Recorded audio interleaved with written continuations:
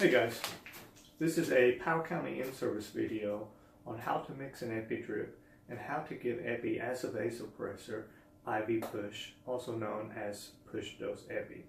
We're making this video because our dopamine is expiring and we're on a national back order, so good riddance. I say that because, in my opinion, I think that epi is a superior vasopressor. One, it's usually widely available and we can do a lot of stuff with it. There are many routes that you can administer epi. And we already said the routes that we're going to use today. Another reason I think epi is superior is that in comparison studies on the mortality of patients in shock who received epi compared to other drugs showed no difference. For instance, in cardiogenic shock, when they compared norepi and dobutamine, which is the go-to for cardiogenic shock, they found no difference between those two drugs and epi in terms of mortality. However, patients who did receive epi had more tachyarrhythmias, as is expected. They also had a increase in lactate that was temporary, and they do have some decreased gastric mucosa perfusion. When they did some studies comparing norepinephrine alone to epinephrine in sepsis, they found that there was no difference in mortality when those two were compared for the management of septic shock. But again, epi did have a few more side effects or complications. So that being said, I think that it is an ideal drug in the pre-hospital field. So how do we mix up epi? Well, there are two different ways that we're going to mix it up today. Unfortunately, we don't have 250 ml bags, and I think that they are also on back order, and our 100 ml bags are on back order. That leaves us with liter bags or 500 cc bags. The easiest way probably for everyone to remember is using a liter bag. So all we're going to need is a liter of normal saline. To mix this up, you take a liter of normal saline and you add 1 milligram of epi to this bag. Now, it doesn't matter if you use the IM epi, which is epi 1 to 1,000, or if you use the cardiac epi, which is epi 1 to 10,000, which is right here. As long as they get a milligram of epi in a liter bag. Now, if you're using the cardiac epi, you're going to need all 10 cc's because that's a milligram. If you're using the IM or anaphylaxis epi, you're going to need a cc, which is a milligram.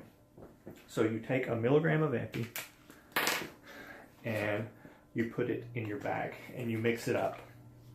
What concentration does that give us? Well, if you think about it, in a milligram of epi, there are 1,000 micrograms of epi. In a liter bag, there's 1,000 milliliters. So that's a 1-to-1 ratio.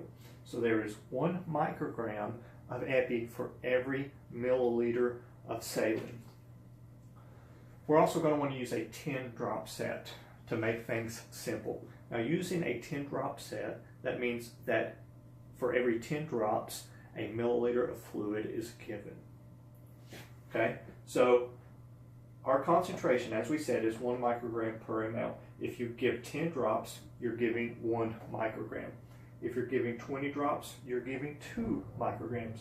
If you're giving 30 drops a minute, you're giving 3 micrograms. Now, what dose should we administer?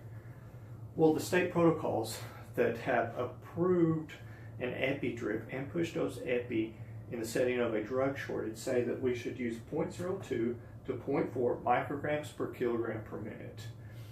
And that's fine, because if we take your average 60 to 70 kilogram patient and we multiply, the range is going to fall somewhere between 1 or 2 micrograms to 10 micrograms a minute of epi that you're going to be giving.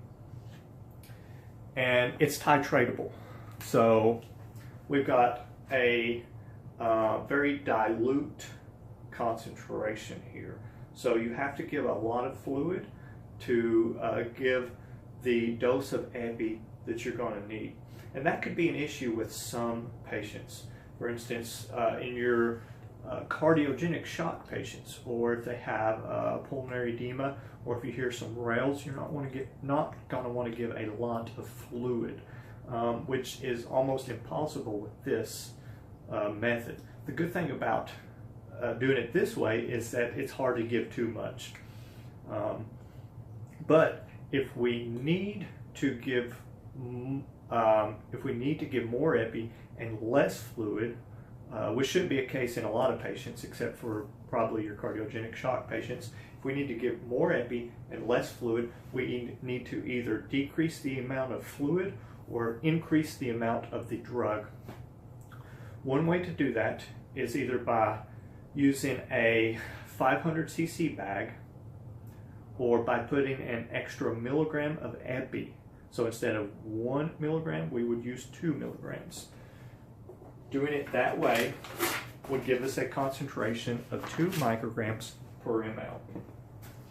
So if we use 2 milligrams of epi in a liter, then the concentration would be 2 micrograms per ml.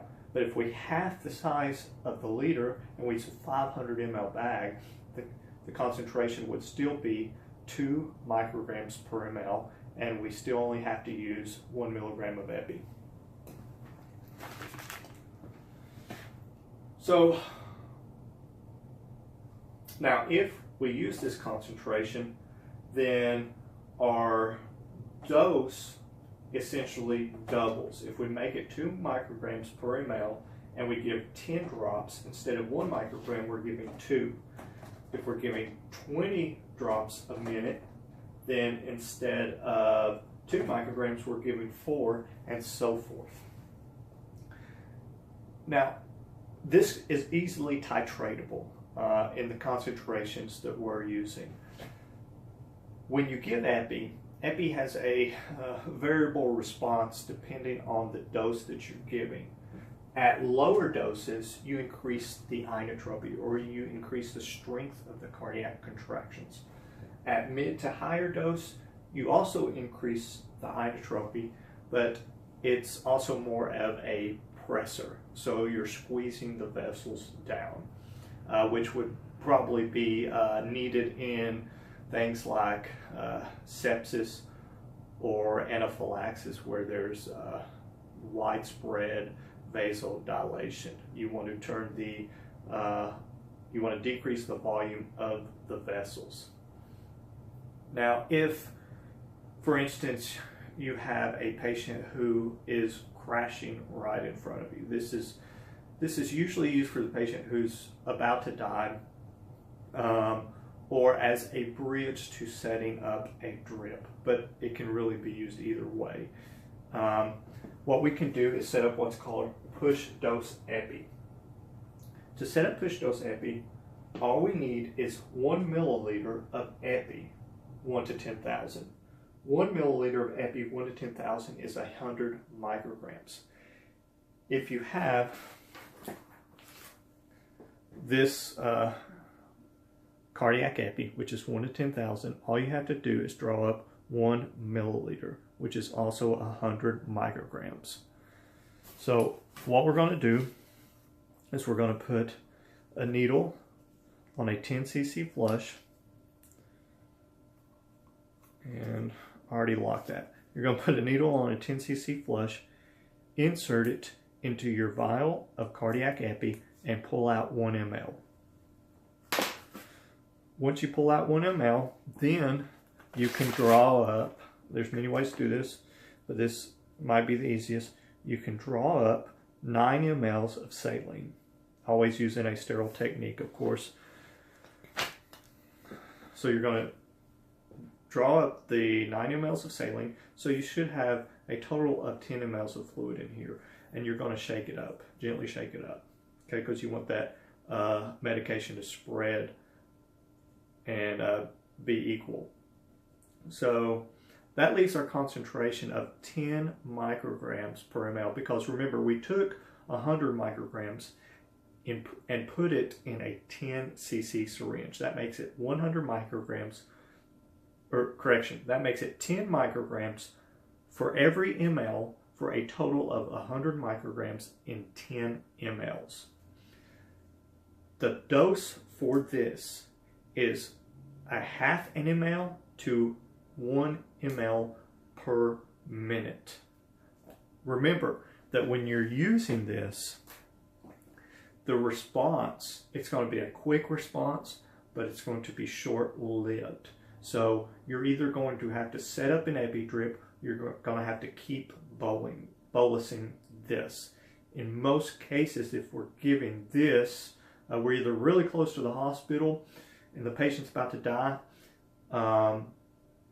or we're using this to augment the blood pressure until we can get a drip set up. Okay? That's about all there is to it. I encourage everyone to spend some time practicing this. We have plenty of expired medications that you can come and use.